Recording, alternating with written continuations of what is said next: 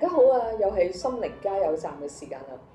最近咧同啲朋友傾偈嘅時候咧，大家都不約而同講下退休啊，又或者講下咧生活裏邊咧仲有冇啲咩遺憾啊？嗱，你唔好笑我啦，中年人就會咁噶啦。講下有冇啲咩嘢應該做而冇做到嘅咧？點樣能夠繼續活落去嘅時候咧，我哋係人生咧係了無遺憾咧？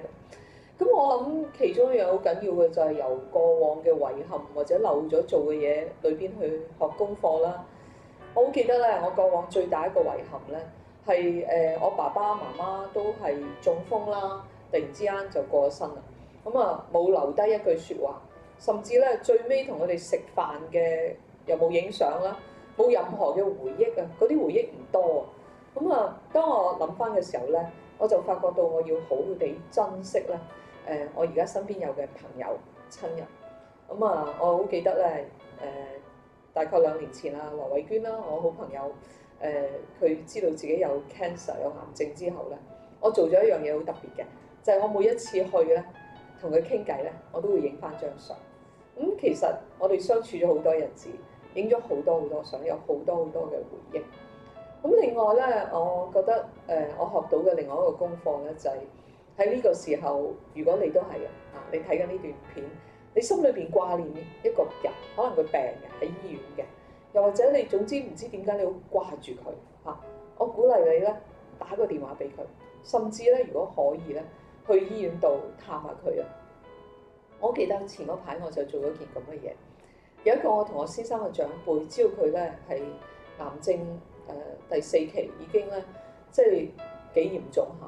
咁一路咧就覺得，哎呀，要等到幾時時間好啲先去探。唔知點解嗰日我就話唔得啦，老公，我哋真係要去探佢。咁啊打電話俾佢，佢個仔話得啊，你今晚開車嚟佢屋企嘅。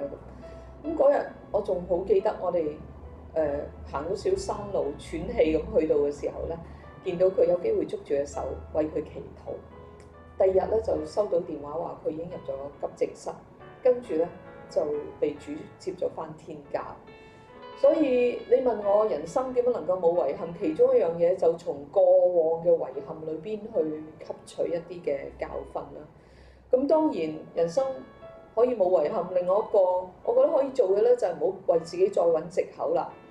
我哋成日都覺得啦，要做呢樣嘢，不過等合適嘅時機先啦。咁點解而家唔行一步咧？譬如有啲人話俾我聽，佢好中意寫嘢嘅，不過等放假先啦。我話寫嘢咧就唔好等放假啦。你而家想寫咧，今晚就攞張紙或者去個電腦度，真係打字咧，開始去寫。因為永遠你話等合適嘅時機咧，係好難等到嘅。而家就係最合適嘅時機。咁當然另外一樣嘢咧，就係要離開我哋嘅 comfort zone。我成日都講一個人咧要向前行嘅時候咧，你覺得而家好好，其實可能係最弊嘅時間，因為你已經坐咗喺度，乜嘢都唔想改變，乜嘢唔想喐，咁一個人就會心靈會肥，肉體都會肥㗎啦。咁啊，另外最尾咧，我覺得最有用嘅咧就係唔好問自己冇啲咩嘢，而問自己其實我有啲咩嘢。特別我哋中年人咧，我最近睇篇文章好興奮，佢話咧65歲咧有咩嘢差咗咧？嗱，坦白講我未夠65歲，不過睇定先。65歲差咗嘅嘢咧，係我哋嘅經驗、我哋嘅智慧咧係多咗，差咗只係反應啫。咁我覺得冇乜問題啊，我行慢啲講嘢試下慢啲，但係咧我哋嘅智慧、我哋嘅經驗咧，其實係比人哋多嘅。睇住自己所擁有嘅，踏出安舒區，喺過往嘅遺憾裏邊咧，揾到自己可以學習嘅，唔好再揾藉口啦。想做嘅嘢咧，而家就去做啦。